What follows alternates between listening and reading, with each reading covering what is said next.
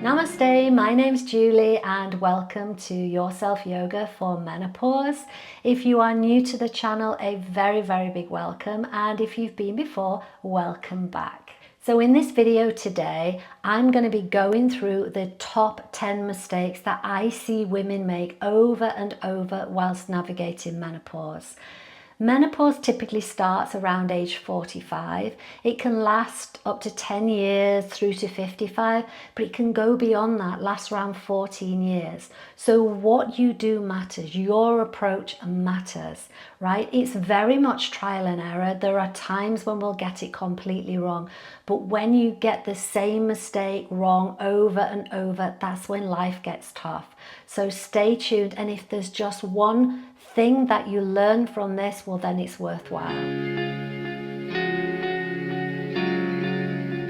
So mistake number one, not helping your symptoms. There are 34 official symptoms of perimenopause, and some are bound to hit you at some stage. Listen to your body, pay attention to the changes, and find solutions that work for you. They might not work for other people, but they might work for you. So it's trial and error. But please seek help. You can either seek natural solutions or you can seek specialist medical help or a combination of both. But seek help for your symptoms. It could be diet changes, it could be exercise, it could be taking supplements, but there will be help for your symptoms. So it's important to start seeking out that help. Number two, obsessing about weight gain. This is a big one, and I see so many women who are really bothered by it, but it's a natural stage in menopause. The body does tend to accumulate a few pounds. Try understanding it, but use this as an opportunity to reevaluate your nutrition, right? Look at the things that you might need to add in, look at the things that you might need to remove. To keep doing the same is madness, because you have to change with your body, and maybe it's your body's way of telling you you need more of something or less, but don't obsess over it, because the body's going through so many changes. It will settle down and you'll find a new groove that works for you. Okay, number three, not moving the body. If you've never done exercise before, now is the time. It's so important at this stage of life. Our joints are seizing up, we've got aches and pains.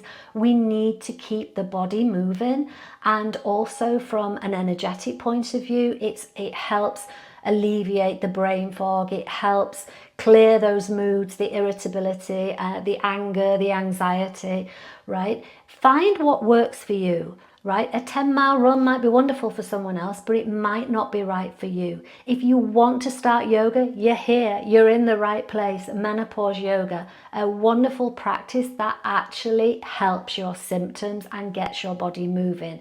But please start to build it in. It is so important. And don't think you have to spend hours at it, because you don't. My ladies practice 3 times each week, between 10-15 minutes, and they get amazing results. Okay, symptom number 4, relying on alcohol and caffeine. It's only natural if you've not slept, you need a strong coffee to pick you up, right? And you've had a bad day, a nice glass of wine at the end of it, or you've had a really good day, a glass of wine to celebrate. But here's the thing, right? It only makes our symptoms worse. So think about either cutting down, reducing on your intake of both, or switching out occasionally, not every time, but maybe a glass of non-alcoholic wine or non-alcoholic beer. There's tons available, and switch to decaf. There's lots of benefits to coffee. So if you're only having one, that's fine, but it dehydrates you. It can make the mood swings worse, and it can really interfere with our sleep. So you need to start paying attention. We may have got away with it in the past, but suddenly it starts to matter. So really kind of zoom in on your intake of both and see if you can start to adapt. Number 5, not getting enough sleep. Oh my, this really is a big one, because we can't function without sleep, and menopause, it's like a sledgehammer to our sleep, right? We either can't get to sleep, or if we get to sleep, we then wake up, or we're bothered with night sweats. So whatever has worked before, you now need to adapt. Maybe you need to build in an earlier sleep time, right? Maybe you need to assess your sleep environment and make adjustments there. Whatever you did before now needs to change, because your requirements for sleep are changing, and it's important during the day as well that you build in periods of rest. And that's tricky when we're working, I get it, but make sure that your evenings aren't frantic. There's going to be times when they are, but maybe pull back another evening so you can start to regain your energy, because without sleep everything else seems so much worse. So we're halfway through the mistakes. Drop me a comment, let me know. Have you seen one that you're making? Have you seen one that you need to really pay attention to?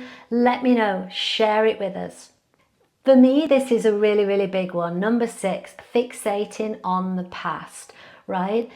The past is the past, and looking back at how slim you were, how much energy you had, how much easier life was, doesn't do any good, right? It actually makes you feel worse. And it's all about moving on and focusing on the future, but really looking at the present and seeing what you can do now to make now better and the future better still. So fixating, when you find yourself being dragged into the past, bring yourself out of it and tell yourself that, this is just a transitional phase and you're moving on to something even better. It can be, it really can be. Okay, number 7, neglecting self-care. I mean, some ladies I speak to have never had a self-care routine. And what is self-care? It could be running a bath for yourself. It could be taking time out, putting do not disturb on a door, right? It could be taking yourself off and having a pamper time. Whatever self-care means to you, it's so important now to build it in, right? Because we need that. We need that TLC, and we also need that downtime. It's a way of rebuilding back up the energy that we're losing as we're going through all these changes. So find some self-care that works for you. And even if it's just a couple of things, one thing during the week, one thing at the weekend, right? Try to stick to it and tell everyone around you, do not disturb, because you are enjoying pampering yourself and spending some time on yourself. Trust me, you need it. You can't keep going without self-care and setting boundaries to make sure it happens. Okay, number 8, this is actually more common than you would think, but powering through alone. There's absolutely no need. There's so much help out there, and a problem shared is a problem halved. I have my own community, Yoga for Menopause, where women come together and discuss how yoga can help in menopause and, share their approach to it. So find a group that resonates with you, preferably one that doesn't have lots of negative energy, where there are positive solutions and support that, you can benefit from. Talk to friends, talk to family, obviously share with your partner. They really need to know how you're feeling and what's going on. And also raise issues at work. There's so many initiatives now in the workplace.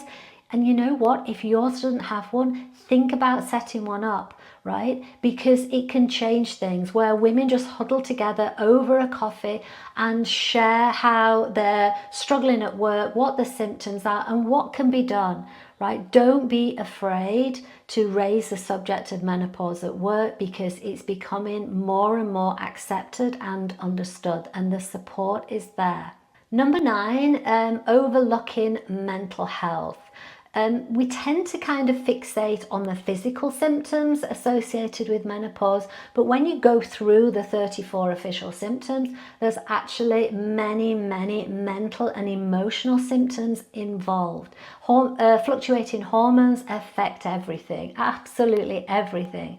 Right? So it's important that your mindset is in the right place. Having a negative attitude, having a negative mindset does no one any good. Constantly complaining, constantly playing victim, constantly feeling frustrated doesn't help the situation that you're in now. So we need to switch our mindset and think more positively and tell ourselves that everything will be okay. And I know it's really hard when times are tough, but it's important. That will carry you a long way, both now and in the next chapter. And lastly, arguably most importantly, is having no plan to move you through. And what I mean by that, no structure, nothing in place to follow so that you are implementing those changes. You are looking at all aspects of your physical, mental, and emotional well-being. It's the daily habits that make the changes. It's the little things that you do every day that make the big changes.